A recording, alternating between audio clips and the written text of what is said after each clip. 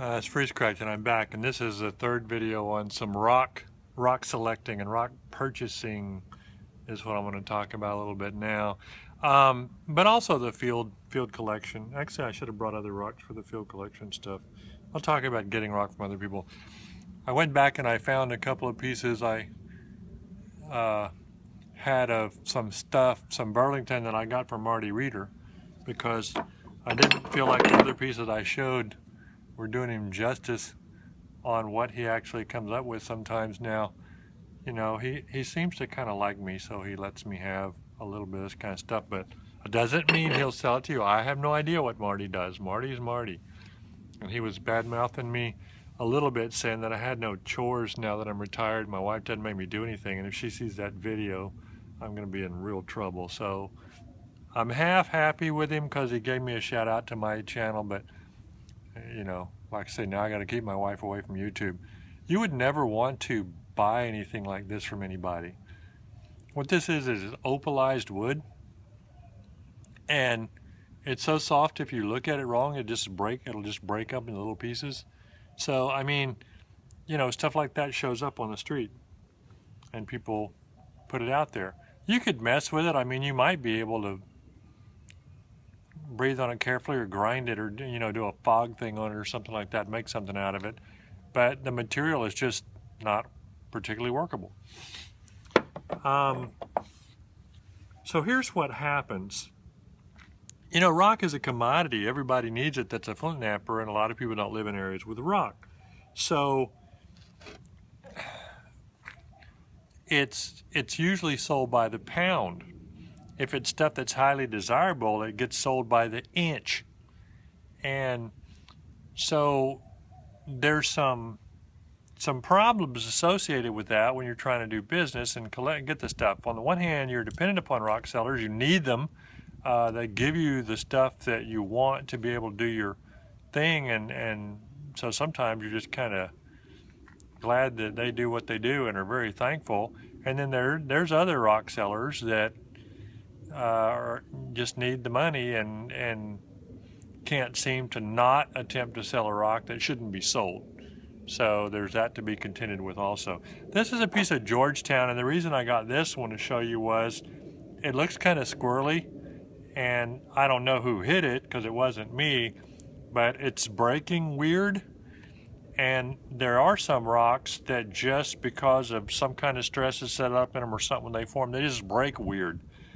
And so what I'm getting at here is it's important to test hit rocks if the seller will let you test hit them.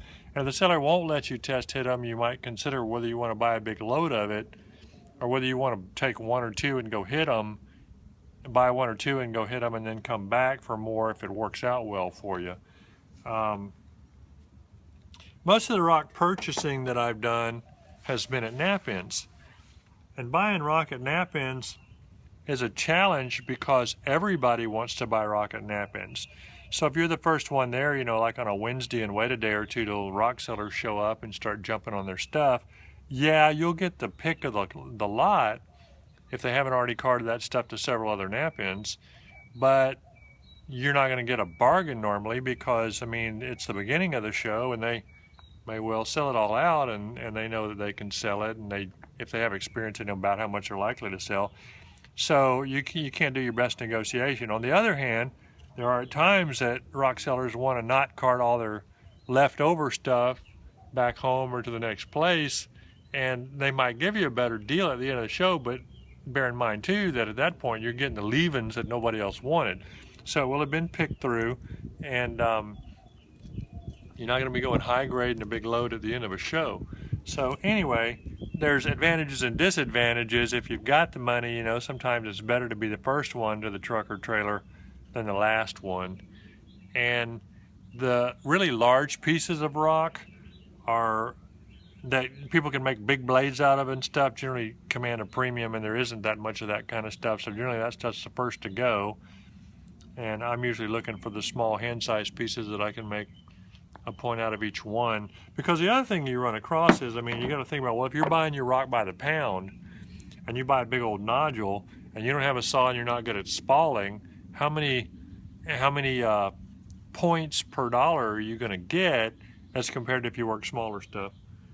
So there's that to think about too. Sometimes you pay a higher price for pre-spalled stuff or smaller pieces, but it can work out where you get more points out of it.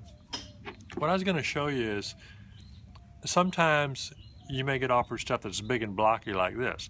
Well, this is a lot harder to work, and you're a lot more likely not to have success sometimes. And so you have to take that into account, if you want to be working a bunch of big square edges or not. But the other thing is, you need to look for cracks.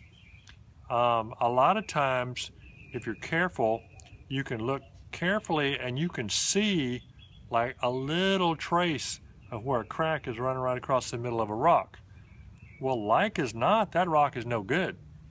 Like, I don't know if you can see it on this rock, but it looks like there's a crack that may go almost to the middle right in there. And this is just an example. I mean, I just picked it up. I actually think it was given to me. But freeze cracks, there's definitely a freeze crack right in here. Cracks in your rock can turn what is a gorgeous, wonderful rock into a completely useless rock. If you got a 10-pounder and it's got freeze cracks all through it, the middle of it and everything like that, it's not useful. So you have to inspect all this stuff. It's buyer beware. Okay, so now I want to talk about a little bit about heat treating. A lot of rock will not work unless it's heat treated.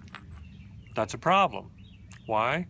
Well, because heat treating is somewhat of an inexact science, and some people aren't great at it. And some rock needs pretty high heat to do the conversion to being a little bit more compliant, and it's easy to overdo that. So, or they have a narrow range, if you will, of what's not enough and what's too much. So, if some guy fills up a kiln full of a whole bunch of rock that he went to a lot of trouble to get, or that maybe he even bought raw, and then he cooks it, and then when the kiln is finished, he tests it and finds out that it's a problem, that it's overdone or underdone, it may well be that he throws it all away and starts over, but it may also well be that some people will take that stuff to a knap-in and try and sell it. And I'm telling you, it happens. I'm not saying everybody does it, because they don't. Some people are very honest and do good, but it does happen. So anyway, this is kind of an undercooked rock, and I bought a whole bucket of this stuff for pretty cheap from a guy, and I think he probably told me that it was tough, and I was fine with that. I like working tough stuff, and it works for me. This, on the other hand, is a rock that's had a lot of heat, and you can see it kind of ripples in the flaking and everything like that. A lot of times, if you get it like that, it's not going to work. And when you hit rock that's been overheated, it tends to just fall apart. It doesn't conchoidal fracture. It just breaks up like a broken side window on car glass, and you just end up with a bunch of little chunks on the ground. The other thing is that there's fire-cracked rock that's naturally fire-cracked. And so when you buy a nodule, like you buy something that looks like this, that's a pig in a poke. You need to hit it, because if it's been in a fire, you won't know it until you hit it, and then it's too late. You already paid for it.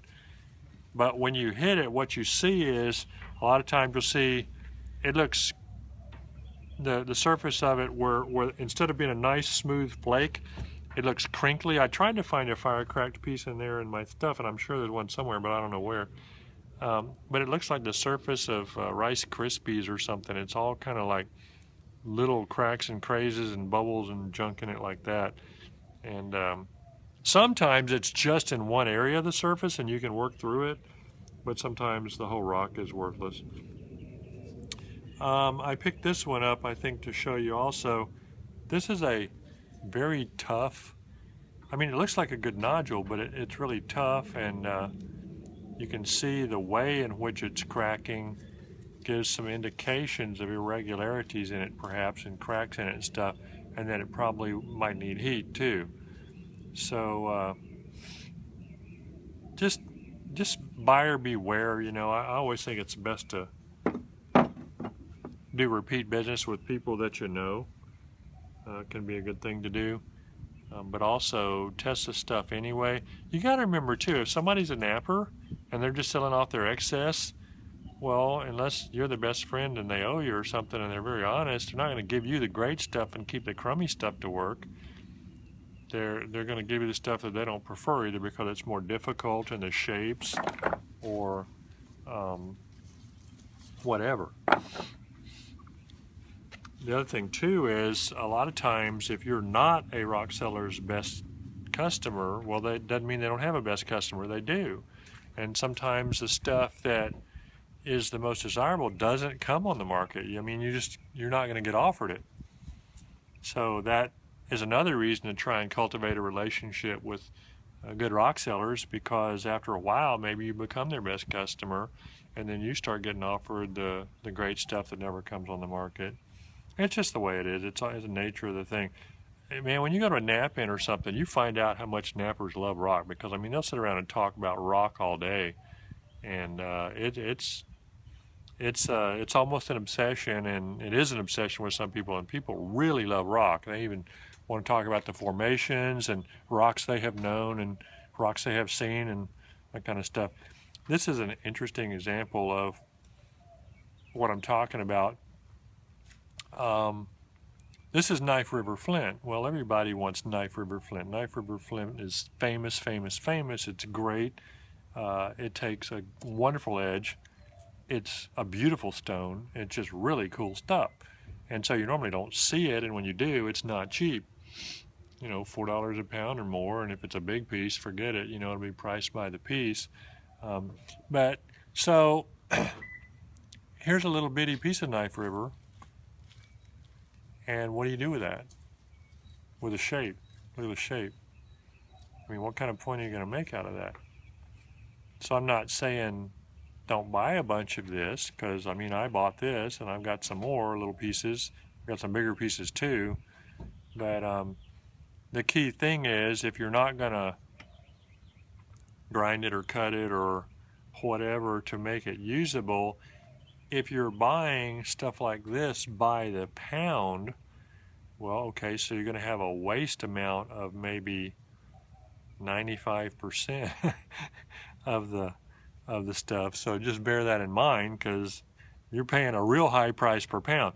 That's the other thing. When some guys sell spalled out stuff, like Marty does a good job of blanking his stuff out before he sells it, to where you don't have vast quantities of waste. But some people don't, and there's a disincentive for them to take that one extra hit that would smooth out that nice spall, because that's costing them money. If they're selling to you by the pound, every hit they take on it reduces how much money they're going to make. So you need to think about that too when you're looking at what you're buying.